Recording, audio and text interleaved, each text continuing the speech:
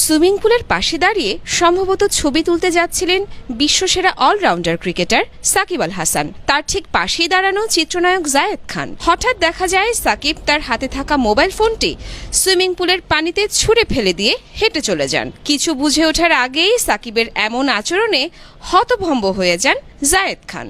ইন্টারনেটে ছড়িয়ে পড়া কয়েক সেকেন্ডের এই ভিডিও ক্লিপে দেখা গেছে এমনই দৃশ্য।